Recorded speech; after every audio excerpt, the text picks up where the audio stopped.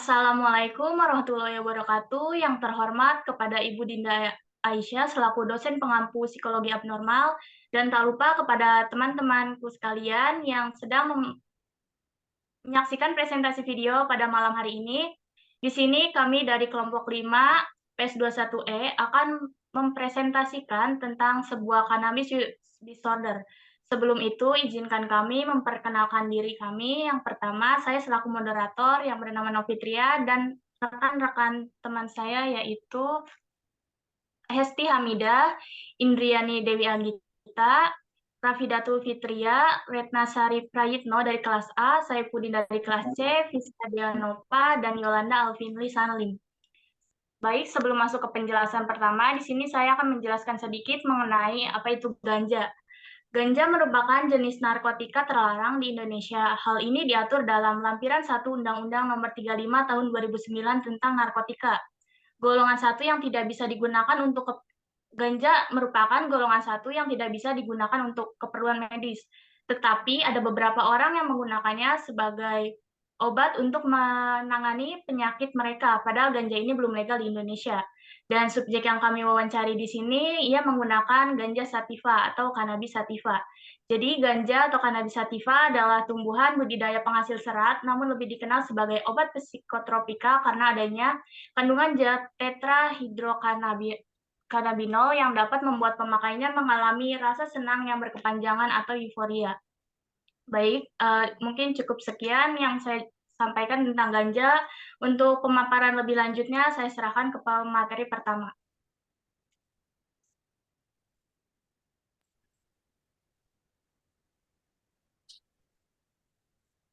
Baik, di sini yang pertama ada kriteria diagnostik.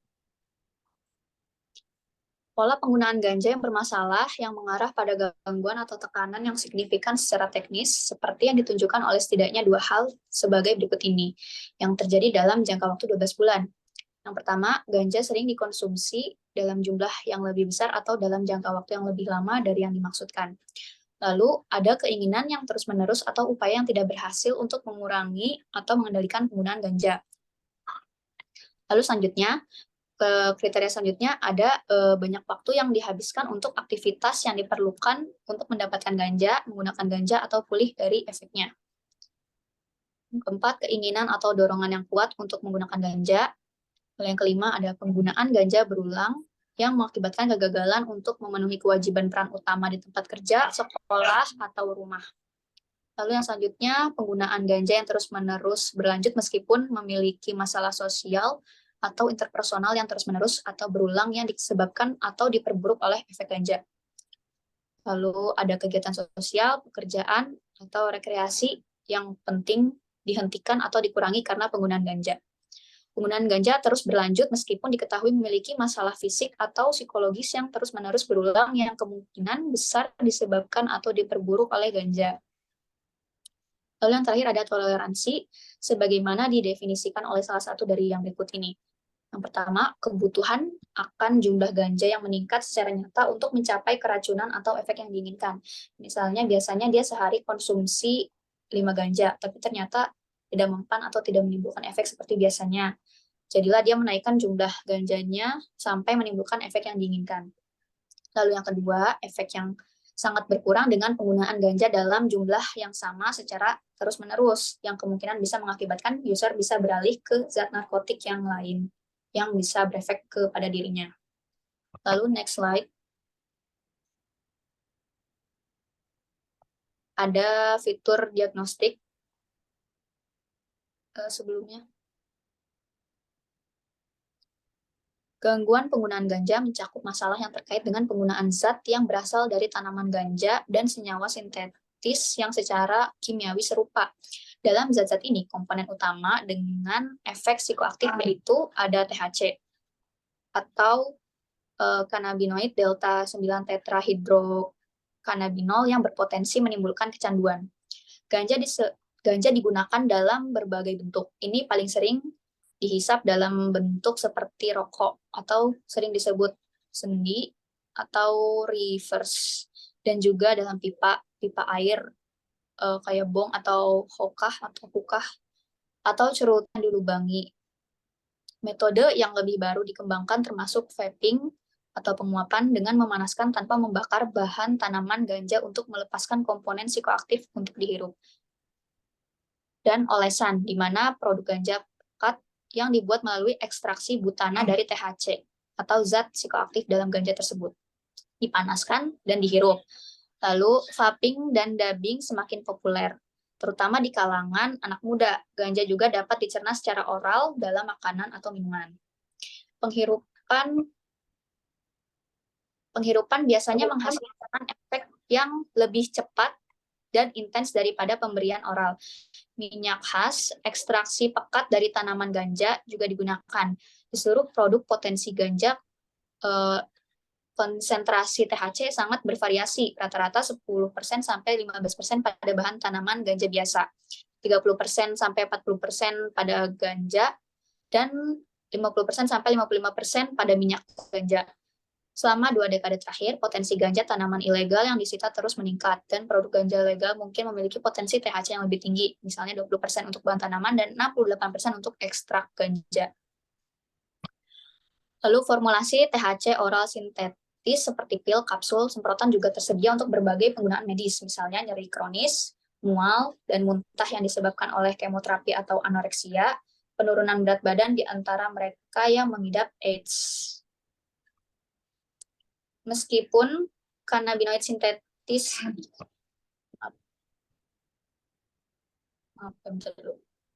Meskipun kanabinoid sintetis tersebut dirancang untuk meniru efek ganja, komposisi kimiawi, potensi, efek, dan durasi kerjanya tidak dapat diprediksi dan dapat menyebabkan efek samping yang lebih parah daripada produk tanaman ganja, termasuk kejang, lalu kondisi jantung memburuk, psikosis, atau psikosis ini adalah suatu gangguan mental yang ditandai dengan diskoneksi dari kenyataan. Lalu psikosis juga dapat terjadi sebagai akibat dari penyakit jiwa seperti skizofrenia.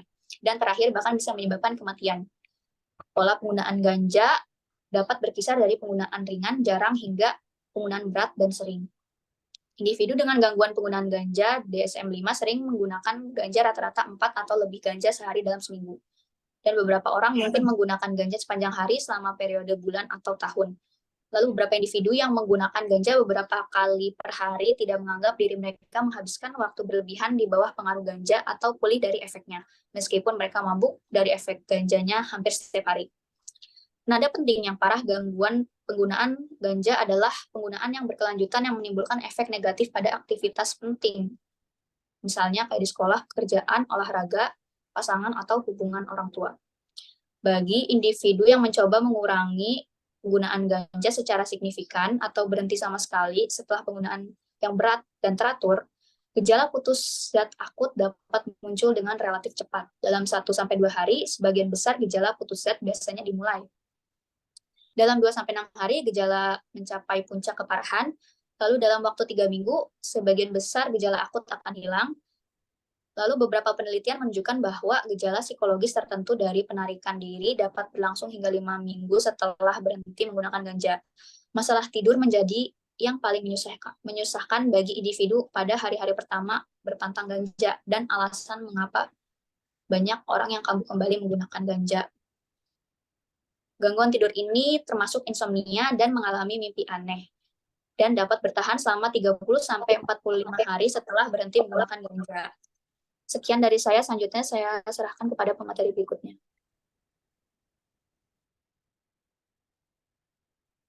Baik, selanjutnya ada faktor risiko dan prognostik. Riwayat gangguan perilaku pada masa kanak-kanak atau remaja dan antisosial merupakan faktor risiko untuk mengembangkan banyak gangguan penyakit penggunaan zat, termasuk gangguan penggunaan ganja. Faktor risiko ganja relatif mudah diperoleh di sebagian besar budaya yang meningkatkan risiko pengembangan gangguan penggunaan ganja. Pengaruh genetik berkontribusi pada perkembangan penggunaan ganja. Faktor keturunan berkontribusi antara 30% dan 80% dari total varian risiko gangguan penggunaan kanabis.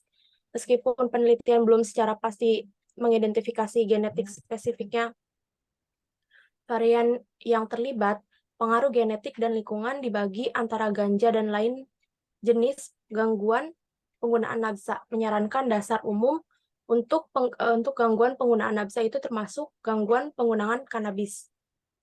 Selanjutnya,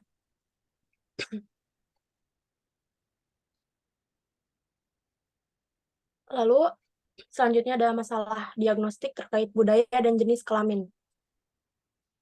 Penerimaan ganja untuk penggunaan medis dan reaksi sangat bervariasi dari waktu ke waktu lintas konteks budaya. Saat ini, ganja adalah salah satu yang paling umum digunakan di dunia zat psikoaktif. Dalam beberapa pengaturan budaya, penggunaan ganja dipengaruhi oleh etnis, agama, dan praktik sosiokultural seperti gerakan politik.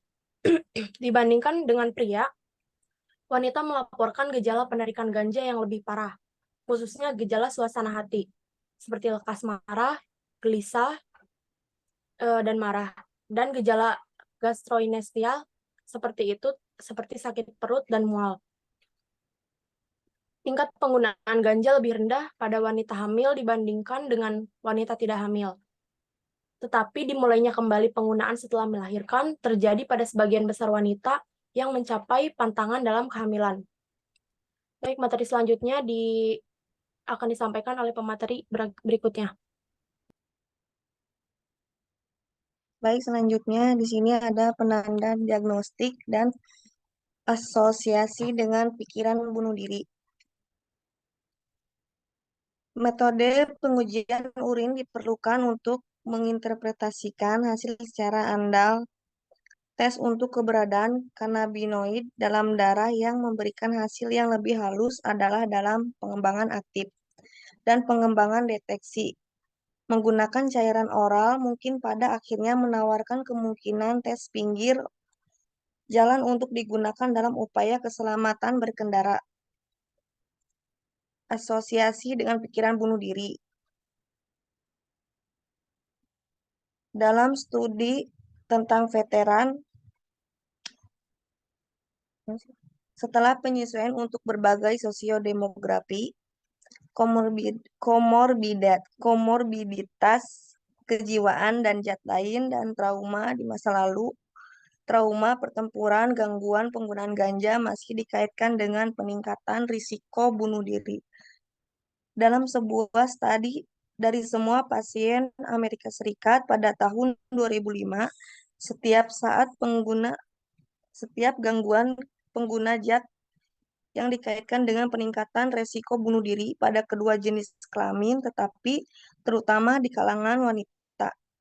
Secara khusus, pria dengan gangguan pengguna ganja memiliki tingkat bunuh diri 79 per 100.000 orang per tahun, dan wanita dengan gangguan ganja memiliki tingkat bunuh diri 47 per 100.000 orang per tahun.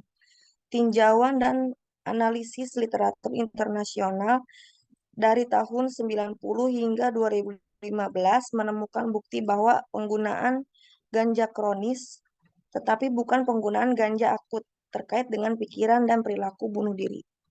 Next.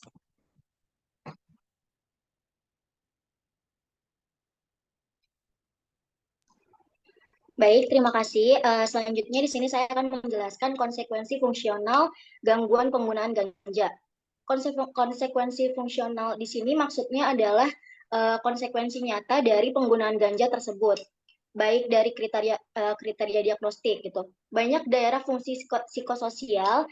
Maksud dari psikososial di sini adalah relasi yang dinamis antara aspek psikologis dan sosial seseorang. Lalu ada kognitif, di mana kesehatan juga dapat dikompromikan sehubungan dengan gangguan penggunaan ganja tersebut. Meskipun sulit untuk membedakan gangguan jangka pendek karena untuk keracunan ganja dari konsekuensi fungsional jangka panjang dari gangguan penggunaan ganja tersebut. Lalu kemudian fungsi kognitif. Maksud dari fungsi kognitif di sini adalah gangguan kompleks pada otak manusia yang melibatkan aspek memori seperti baik jangka panjang maupun jangka pendek gitu. Terutama ada fungsi eksekutif juga yang lebih tinggi, di mana fungsi eksekutif di sini maksudnya kontrol pikiran atau kontrol diri pada pengguna ganja tersebut. bahkan saat tidak mabuk bisa saja menjadi dikompromikan pada pengguna ganja dalam hubungan ketergantungan dosis kumulatif. Maksudnya dosis total yang dihasilkan yang mungkin akan berkontribusi terhadap kesulitan penggunaan ketika di sekolah maupun di pekerjaan gitu. Next.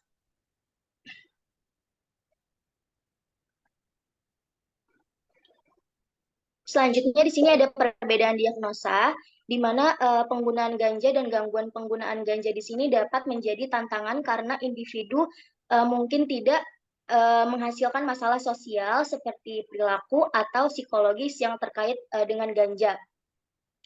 Hal ini juga kegagalan untuk mengakui penggunaan ganja yang berat dan perannya dalam masalah terkait adalah umum di antara individu yang dirujuk ke pengobatan oleh orang lain, yaitu seperti sekolah, keluarga, majikan, sistem peradilan pidana.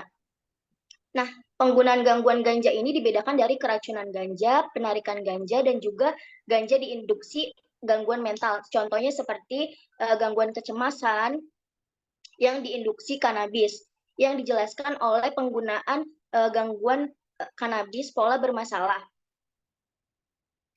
Nah, gangguan sosial ini karena penggunaan kanabis yang berisiko misalnya mengemudi sambil mabuk, dan gejala farmakologis di mana perkembangan toleransi dan penarikan. Sedangkan kanabis keracunan, penarikan ganja, dan juga gangguan mental yang diinduksi menggambarkan kejiwaan sindrom yang berkembang dalam konteks penggunaan yang lebih berat. Nah, meskipun mayoritas individu yang menggunakan ganja tidak memiliki masalah yang terkait penggunaannya, hampir 20% sampai 30% pengguna ganja ini mengalami gejala dan konsekuensi terkait konsisten dengan gangguan psikologis penggunaan kanabis. Cukup sekian pemaparan materi dari saya. Selanjutnya saya serahkan kepada pemateri berikutnya.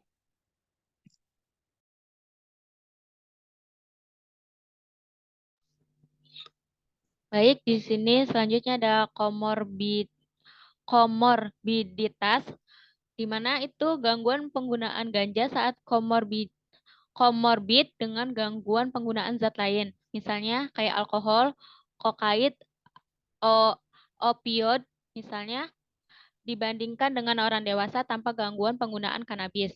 Memiliki gangguan penggunaan kanabis meliputi gandakan resiko gangguan zat lainnya dengan sekitar 9 faktor. Ganja telah secara umum dianggap sebagai obat gerbang karena individu yang menggunakannya kanabis memiliki probabilitas seumur hidup yang jauh lebih besar daripada non-pengguna.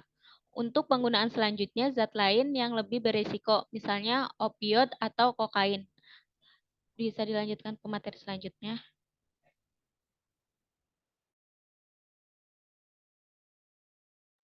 Oke, baik teman-teman, di sini kami mewawancarai salah satu subjek, dia itu sebenarnya mantan pengguna narkoba, dan salah satunya itu pengguna ganja. Dan dia itu menggunakan ganja ini usia 6 tahun. Nah, kami berinisial subjek ini dengan subjek PF ya. Sekarang dia itu berusia 21 tahun, berjenis kelamin laki-laki, lalu dia sekarang tinggal di salah satu daerah di Karawang. Nah, mungkin teman-teman bertanya nih ya, kok bisa sih anak kelas 6 SD itu menggunakan ganja gitu? Dari mana gitu penyebabnya? Ya, tentunya ada faktor yang menjadi penyebab dari dia menggunakan itu, yaitu tentu saja faktor lingkungan. Faktor lingkungan yang memang lingkungannya dia itu toksik gitu. Lalu teman-teman sepergaulannya dia itu bergaul dengan teman-teman yang lebih tua, sehingga teman-teman yang lebih tua itu memperkenalkan si ganja ini kepada si anak tersebut, si subjek tersebut, sehingga si subjek itu penasaran ini apa, sehingga dia mencoba hingga dia kecanduan si ganja tersebut. Nah, dan tentunya si ganja tersebut berefek terhadap psikologis dan juga fisiknya. Nah, secara psikologis ini dia itu mengalami menimbulkan rasa euforia atau kebahagiaan tersendiri setelah menggunakan ganja itu. Nah, efek yang ditimbulkannya setelah penggunaan ganja itu tidak langsung muncul gitu, tapi setelah 5 atau 10 menit. Nah, baru si efeknya itu muncul. Kayak efeknya muncul itu seperti kayak berhalusinasi ya, teman-teman. Jadi kayak mereka nih kumpul nih ya untuk memakai ganja tersebut. Si subjek yang memakai itu ketika setelah memakai ganja, dia bisa melihat temannya itu mukanya tuh lucu gitu. Dia bisa tertawa, padahal si temannya itu tidak ngapa-ngapain gitu. Mungkin dari pandangannya dia, teman tersebut itu kayak memasang muka jelek gitu, ataupun gimana yang membuat dia tertawa. Dan dia itu menggunakan ganja tersebut per harinya 5-10 linting gitu, kan berupa linting itu. Dia tuh menggunakannya dengan cara digunakan dibakar seperti rokok. Yang dia gunakan ya yang tadi sudah dijelaskan di awal sama dibilang oleh MC bahwa dia menggunakan jenis ganja sativa. Nah, lalu dia juga mengalami dia mengira bahwa ganja ini tuh membuat nafsu makan dia itu naik gitu, sehingga kalau dia berasumsi dia kalau misalkan nggak menggunakan ganja ini dia tuh nafsu makannya menurun gitu, sehingga dia menggunakan ganja tersebut untuk menambah nafsu makannya dia. Nah, sehingga dari kedua gangguan yang terjadi pada si subjek itu, dia mengalami dorongan untuk terus memakai ganja tersebut. Nah, lalu efek terhadap fisiknya tentu aja kan, karena sering makan, jadi dia berat badannya menjadi bertambah, dan pada saat itu dia itu badannya tuh kayak berisi, gemuk tapi tidak terlawat gitu. Dan singkat cerita dia itu terciduk oleh polisi dan dia itu masuk ke BNN. BNN itu Badan Narkotika Nasional yang menanggulangi orang-orang yang pemakai dan juga pengedar. Kak, tolong next slide.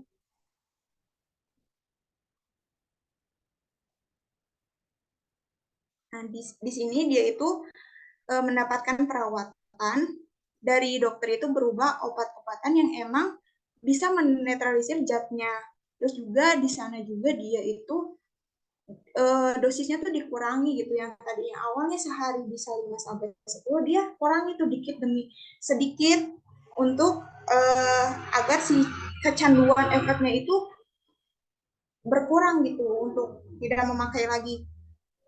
Namun karena pada saat itu orang tuanya itu memutuskan untuk si anaknya ini dipindahkan ke pesantren, karena lingkungan sekitar itu tetangga-tetangganya tuh nyangkanya bahwa orang yang pasti masuk ke BNN itu beransumnya negatif kan ya.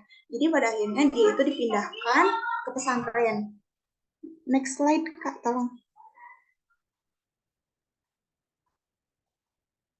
Jadi dia tuh dipindahkan ke pesantren. Awalnya itu dia tuh dipindahkan di Purwakarta. Nah, karena di Purwakartanya itu teman-temannya itu masih bisa berkunjung nih ke Purwakarta sambil membawa barang tersebut gitu, sehingga dia belum bisa nih untuk mengendalikan, bahkan untuk mengurangi ketergantungannya itu dia belum bisa gitu, karena temennya emang masih ke sana gitu. Dan akhirnya si subjek tersebut itu dipindahkan lagi ke pesantren yang lebih jauh, yang temannya itu tidak bisa menjangkaunya. Nah, di sana dia diberikan pendidikan secara rohaninya, dan juga subjek juga mendapatkan dukungan sosial juga dari teman-temannya di sana, dari guru-gurunya. Lalu dia juga tetap direhab juga, dikasih obat-obatan, dan karena di sana mungkin namanya ruang lingkup pesantren ya, aturan juga ketat, sehingga dia untuk bisa mendapatkan barang tersebut tidak bisa. Jadi akhirnya dia bisa tidak ketergantungan terhadap zat tersebut karena dia tidak menemukan zat tersebut. Oke, nah untuk penjelasan lebih lanjut akan dijelaskan oleh rekan saya, dia akan menjelaskan hasil dari wawancara ahli. Terima kasih.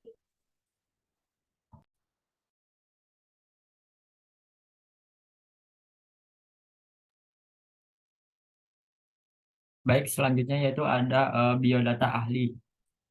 Nah, beliau ini bernama Citra Hati Leometa, MPhil psikolog. Beliau juga merupakan salah satu dosen psikologi Universitas Buana Perjuangan. Nah, pengalaman penanganan klien selama 10 tahun, kemudian pendidikan terakhir S1 Psikologi UI dan S2 Psikologi Unpad. Beliau juga merupakan anggota HIMSI ITK dan mempunyai STR dari Kemenkes. Nah, STR itu merupakan surat tanda registrasi. Selanjutnya itu ada cannabis use disorder yang dijelaskan oleh beliau.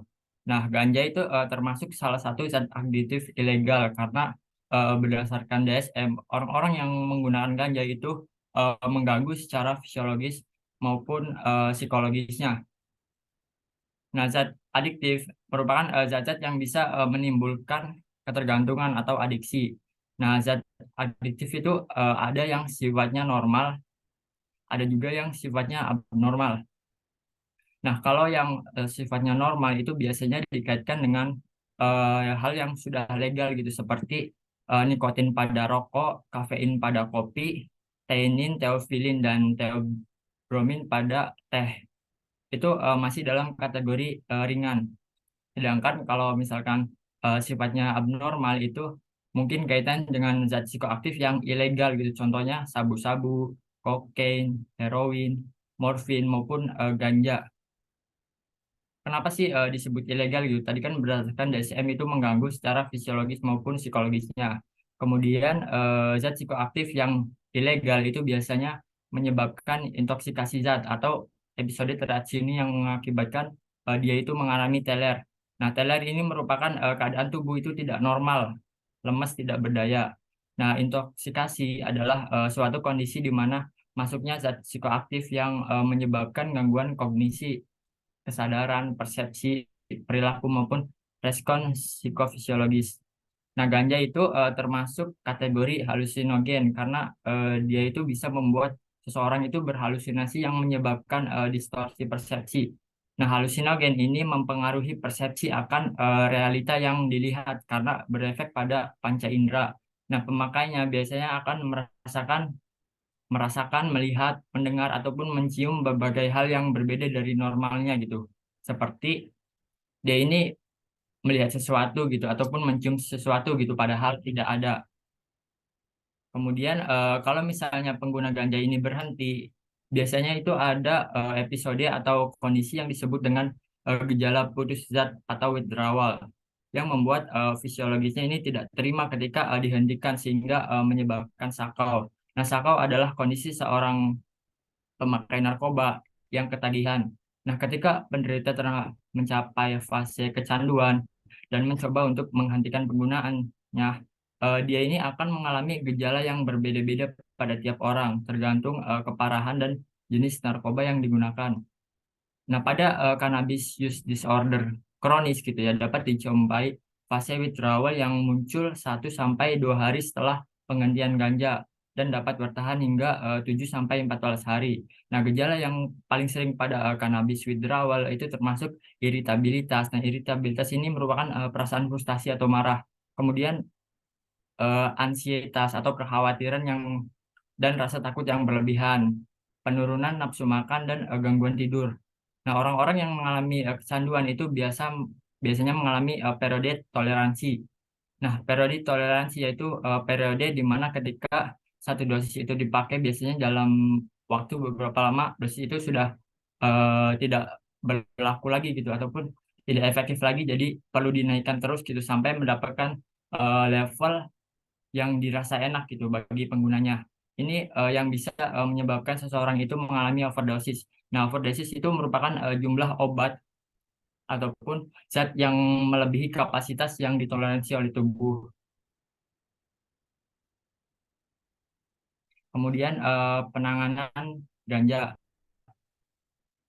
Secara penanganan menurut beliau ini belum pernah gitu menangani kasus ganja karena orang-orang yang biasa mengalami kasus ganja itu biasanya pergi ke BNN ataupun di rehabilitasi. Nah, menurut beliau untuk penanganannya biasanya menggunakan program rehabilitasi.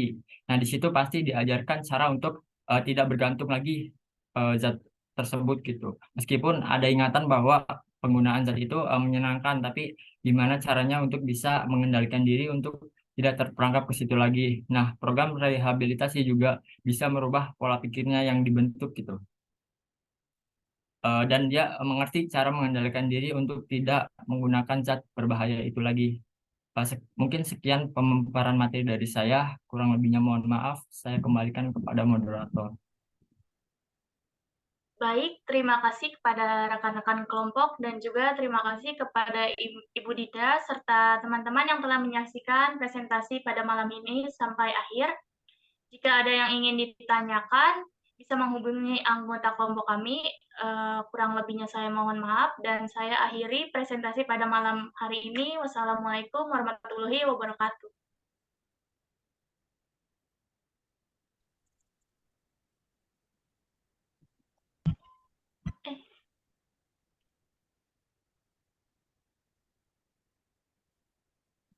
Psikoedukasinya. Kesimpulan.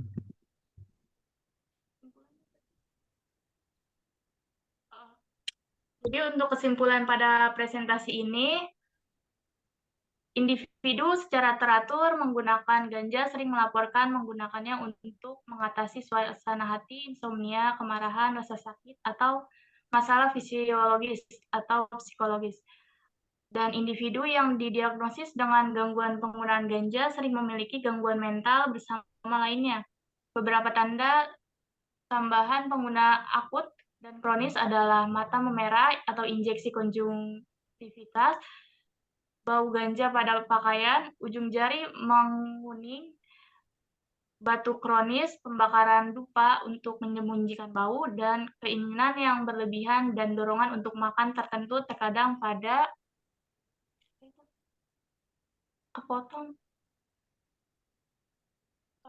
waktu ganjil di siang Waktu yang ganjil di siang atau malam hari.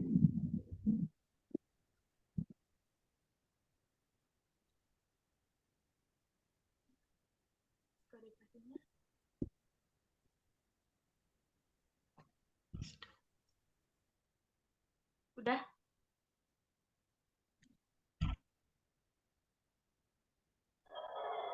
Nah, ini untuk psikoedukasinya ya, teman-teman. Bisa di next slide. Oke. Next lagi. Kita perhatikan saja ya. Nanti untuk psikoedukasinya ini nanti akan kami share di sosial media kami. Nanti teman-teman bisa dibaca saja ya. Terima kasih. Terima kasih.